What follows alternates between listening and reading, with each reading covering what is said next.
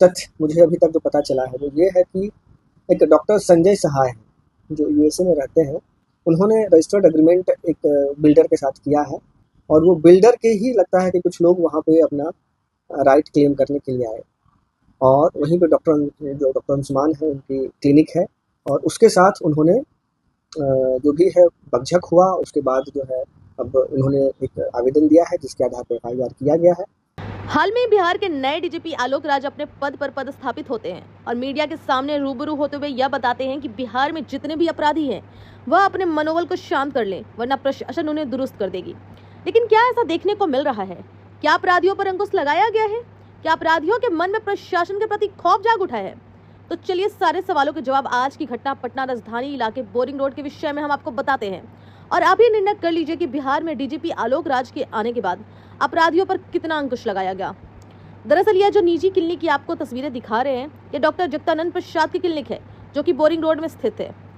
दरअसल 50 की संख्या में आज सामाजिक तत्वों ने डॉक्टर जगदानंद प्रसाद के बोरिंग रोड स्थित क्लिनिक एवं नर्सिंग होम पर हमला कर दिया। हथियारों से लैस हमलावरों ने न सिर्फ क्लिनिक में तोड़फोड़ की बल्कि सीसीटीवी कैमरे को भी नुकसान पहुंचा दिया और साथ ही साथ नर्सिंग होम के फर्नीचर भी तोड़ डाले। डॉक्टरों के साथ नर्सिंग होम के स्टाफ और मरीजों और उनके परिजनों के साथ भी काफी मारपीट की गई और सभी लोगों का फोन छीनकर उन्हें जान से मारने तक की धमकी दी गई।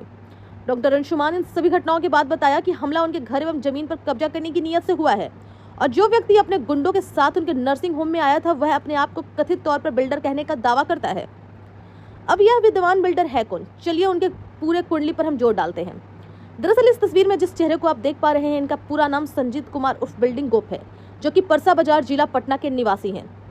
इस वीडियो में जिस व्यक्ति को प्रशासन गिरफ्तार करके ले जा रही है यह वही शख्स है संजीत कुमार जिसने बोरिंग रोड में डॉक्टर के निजी अस्पताल पर अपने 50 गुंडों के साथ हथियार के बल पर जमीन कब्जा करने की नीयत से धमका था।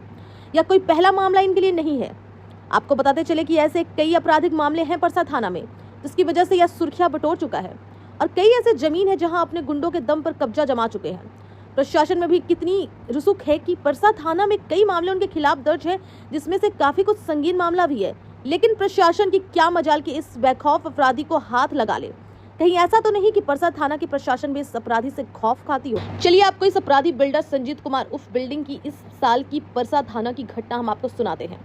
दरअसल यह मामला 26 जनवरी 2024 की है जिसमें 3 बीघा 5 कट्ठा जमीन को कब्जा करने का मामला दर्ज है। इस घटना में मोहम्मद अफ्ताब आलम उर्फ हबली, वशीम आलम, मोहम्मद क्यामरुद्दीन उर्फ मुन्ना खान और साथ ही साथ 10 से 12 अज्ञात अपराधी शामिल थे। कब्जा करने के दौरान संजीत कुमार और उनके अपराधी साथियों द्वारा किसान की जमीन पर उसके पूरे फसल को आग के हवाले सौंप दिया जाता है और जब इसकी शिकायत को लेकर किसान थाना पहुंचते हैं तो वहां पैसा के रसूख के कारण किसान की एक भी मदद नहीं की जाती। तब जाकर यह मामला न्यायालय में दर्ज कराया जाता है जिसकी संख्या 25/31/2024 है जिसमें सूत्रों का यह भी कहना है कि इस मामले में यह अपराधी अभी भी फरार चल रहा है। वहीं जो दूसरा मामला है जिसकी FIR हमारे स्क्रीन पर देख पा रहे हैं जो कि वर्ष 2020 बेऊर थाना की है जिसका कांड संख्या 202-20 है। इस मामले में टुनटुन यादव जो कि प्राथमिक दर्ज करवाते हैं और यह बताते हैं कि उनके ऊपर उनके कुमार कंस्ट्रक्शन में अपराधियों द्वारा ताबड़तोड़ फायरिंग की जाती है जिसमें राजेश कुमार जो तस्वीर आप देख पा रहे हैं जिन्हें मौके पर ही गोली मारकर हत्या कर दी जाती है।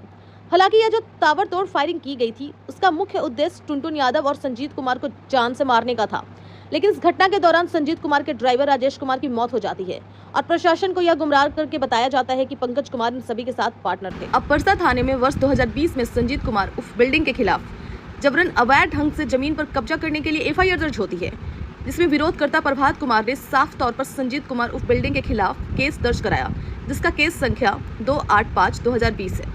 इस FIR में यह भी बताया गया है कि जमीन कब्जा करने के लिए अवैध तरीके से नागालैंड एवं अन्य जगह से निर्गत लाइसेंस प्राप्त कर बिहार के पटना जिले में पिस्तौल हथियार खरीद रखा है जो कि पूर्ण रूप से अवैध है। दरअसल इन भू माफिया का एक काफी बड़ा नेटवर्क है जो कि 2 पक्षों में काम करता है। एक पक्ष जो कि टुनटुन यादव संभालते हैं और वही दूसरा पक्ष जो कि संजीत कुमार उर्फ बिल्डिंग गोप संभालते हैं।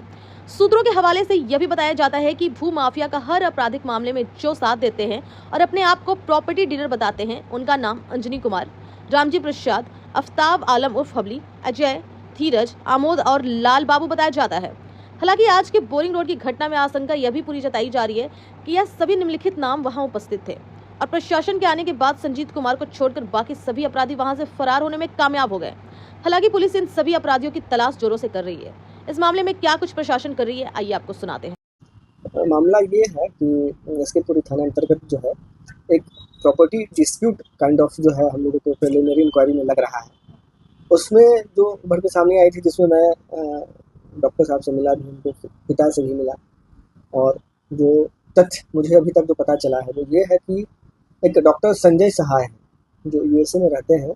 उन्होंने रजिस्टर्ड एग्रीमेंट एक बिल्डर के साथ किया है, और वो बिल्डर के ही लगता है कि कुछ लोग वहाँ पे अपना राइट क्लेम करने के लिए आए, और वहीं पे डॉक्टर अंशुमान है, उनकी क्लिनिक है, और उसके साथ उन्होंने जो भी है बकझक हुआ। उसके बाद जो है अब उन्होंने एक आवेदन दिया है जिसके आधार पर एफआईआर किया गया है।